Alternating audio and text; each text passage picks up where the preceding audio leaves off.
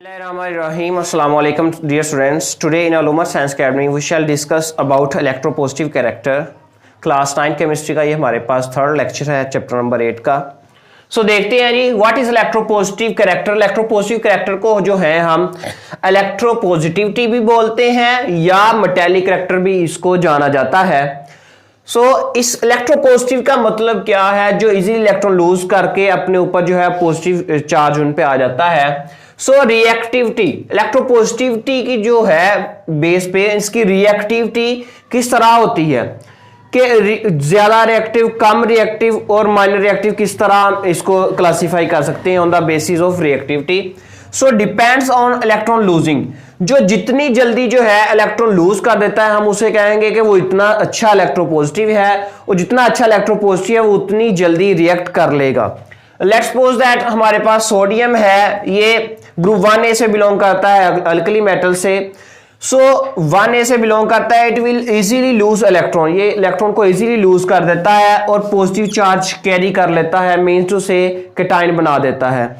इसके valence shell में एक इलेक्ट्रॉन होता है, ये एक इलेक्ट्रॉन को लूज करके इस पे पॉजिटिव चार्ज आ जाता है. आपको पता है एक न्यूट्रल एटम में number of electrons and number of protons are equal. जब एक इलेक्ट्रॉन लूज कर देगा तो कंसिक्वेंटली ऑटोमेटिकली एक पॉजिटिव चार्ज इंक्रीज हो जाएगा, मींस उसे इम्बैलेंस आ जाएगा, पॉजिटिव चार्ज हमें बढ़ता हुआ नजर आएगा. जिंक है, जिंक के वैलेंस शेल में 2 इलेक्ट्रॉन्स होते हैं, ये 2 इलेक्ट्रॉन्स को लूज करके Zn पॉजिटिव 2 कैरी कर लेगा चार्ज. तो हमारे पास फिर इस तरह जो है इलेक्ट्रोपॉजिटिव को हम शो कर सकते हैं. तो इसके बाद हम इसका ट्रेंड इन ग्रुप देखते हैं कि ग्रुप में इलेक्ट्रोपॉजिटिविटी का क्या ट्रेंड होता है. मेरी बात आप एक याद रख लें, इलेक्ट्रोपॉजिटिविटी जो है मैंने एक पॉइंट यहां पे लिखा हुआ है, is inversely proportional to ionization energy. Ionization energy क्या होती है कि किसी एटम के वैलेंस शेल में से इलेक्ट्रॉन निकालने के लिए जो दरकार एनर्जी है, जो जितनी जल्दी जो है इलेक्ट्रॉन को लूज कर देता है उसकी आयोनाइजेशन एनर्जी कम होती है, जो जितनी मुश्किल से जो है इलेक्ट्रॉन को लूज करता है उसकी आयोनाइजेशन एनर्जी उतनी ज्यादा होती है, ज्यादा एनर्जी देनी पड़ती है इलेक्ट्रॉन लूज करवाने के लिए. देन मैं आयोनाइजेशन एनर्जी के लिहाज से आपको डील करूंगा इसका trend. Electropositive character increases by going downward. जिस तरह हम जो है नीचे आते हैं उस तरह इलेक्ट्रोपॉजिटिव कैरेक्टर बढ़ता है. You know that by going downward the atomic size increases. Atom का साइज इंक्रीज होता है by increasing atomic size.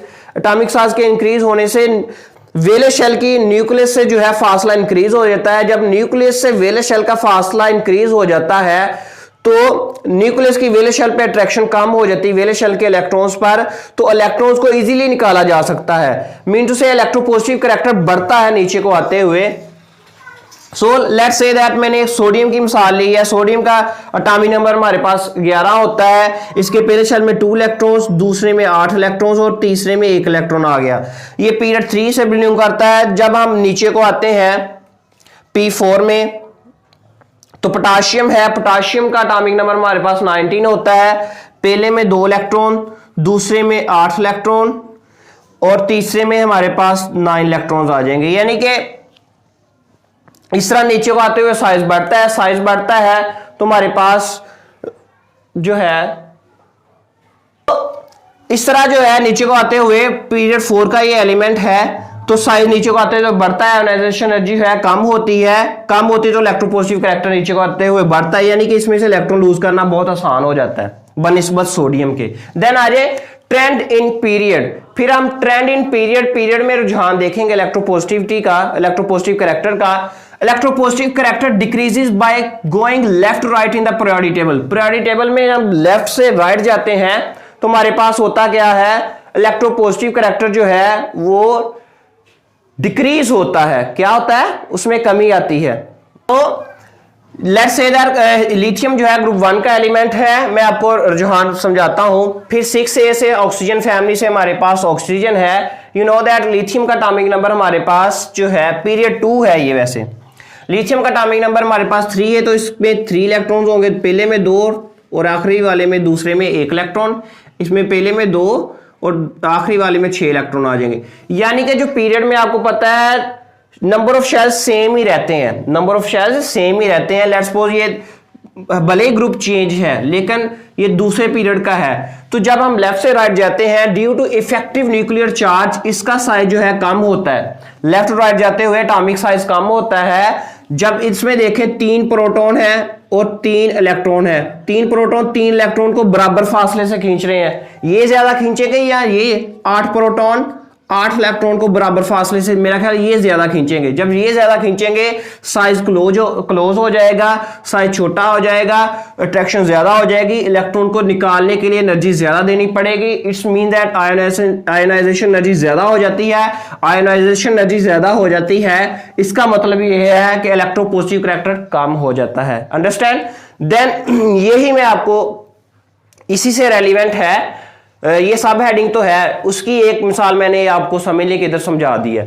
Electropositivity and ionization energy, then ये सब हेडिंग है, हम इसको डिस्कस करते हैं। मैंने आपको शुरू में ही बता दिया है कि आयोनाइजेशन एनर्जी जो है is inversely proportional to electropositivity या electropositive character.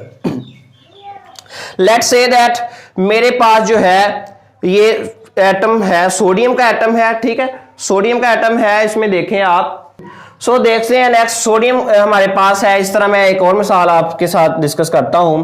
Let's say that ये सोडियम है, ये मैग्नीशियम है, ये पीरियड 3 के एलिमेंट्स है, ठीक हो गया। ये ग्रुप 1 से है, ये ग्रुप 2 से है। हम देखते हैं किस तरह जो है आयोनाइजेशन एनर्जी जो है इंक्रीज होती है ग्रुप में लेफ्ट टू राइट, तो इलेक्ट्रोपॉजिटिविटी डिक्रीज होगी। देखें आयोनाइजेशन एनर्जी जो इसके वेलेंस शेल में से 1 इलेक्ट्रॉन, तो देखें सोडियम के इसमें पहले में 2 इलेक्ट्रॉन है, तो दूसरे में 8 है, इसमें 1 इलेक्ट्रॉन है। इसमें पहले में 2 है, दूसरे में 8 आएंगे और तीसरे में जो है 2 इलेक्ट्रॉन आएंगे, क्योंकि 12 पूरे करने हैं। एटॉमिक नंबर जितना होता है उतने नंबर ऑफ इलेक्ट्रॉन्स होते हैं। सो इसका इलेक्ट्रॉन लूज करने के लिए हमें 1 जो है 496 किलोजोल पर मोल एनर्जी देना पड़ती है। इसमें 2 इलेक्ट्रॉन होते हैं। सो इसकी बहरहाल आयोनाइजेशन एनर्जी जो है हमारे पास 738 किलोजोल पर मोल है। देखें इसका साइज जो है 186 पिकोमीटर है, इसका साइज 160 पिकोमीटर। मीन्स टू से ग्रुप में मैंने आपको जो बताया था लेफ्ट से राइट जाते हुए एटॉमिक साइज कम होता है। जब एटॉमिक साइज कम होता है न्यूक्लियस की वैलेंस शेल पे अट्रैक्शन ज्यादा होती है। जब न्यूक्लियस की वैलेंस शेल पे अट्रैक्शन ज्यादा हो जाती है तो आयोनाइजेशन एनर्जी यानी कि इसको निकालने के लिए एनर्जी ज्यादा दरकार होगी। जब एनर्जी ज्यादा दरकार होगी इसका मतलब आयोनाइजेशन एनर्जी ज्यादा हो जाती है। तो मैंने आपको बोला है ionisation energy is inversely proportional to electropositivity. So जितनी आयोनाइजेशन एनर्जी ज्यादा होगी उतनी इलेक्ट्रोपॉजिटिविटी कम होगी। मीन टू से पीरियड में लेफ्ट से राइट जाते हुए हमारे पास जो है आयोनाइजेशन एनर्जी कम होती है, यानी कि आयोनाइजेशन एनर्जी और इलेक्ट्रोपॉजिटिविटी इस तरह जो है एक दूसरे के इनवर्सली प्रोपोर्शनल है। तो ये था हमारा आज का सारा लेक्चर। तो नेक्स्ट हमारी जो आज की कोटेशन है, जिस सफर का अंजाम कामयाबी है उस सारे सफर को ही कामयाबी कहना चाहिए। हजरत वासिफ अली वासिफ रहमतुल्लाह अलैह का ये जुमला है। आप फरमाते हैं कि जिस सारे सफर में आप देखें मुश्किलात उठा रहे हैं और आपको एट द एंड आपको ये पता है कि एक अच्छा सफर है, इसकी जो है बहुत एंड जो होगा बहुत गुड होगा, तो उसका जो सारा सफर ही होता है वो कामयाबी ही गिना जाता है, उसको कहना चाहिए। क्योंकि कामयाबी जो है वो फर्स्ट स्टेप से या फर्स्ट अटेम्प्ट से नहीं आती, ट्राई अगेन, बार बार कोशिश करना पड़ती है, फेलियर का सामना करना पड़ता है, बहुत सारी मुश्किलात का हर्डल्स का सामना करना पड़ता है। You will have to face hurdles, difficulties and sufferings of life, then you gain success. यानी कि सक्सेस जो है एक अटेम्प्ट का नाम नहीं है और एक ही जंप का नाम नहीं है। Consistency is the name of success. So I hope आपको आज का सारा लेक्चर समझ आ गया होगा। मजीद लेक्चर्स के लिए आपने जो है हमारे चैनल को जरूर लाइक शेयर सब्सक्राइब करना है। Thank you, Allah Hafiz.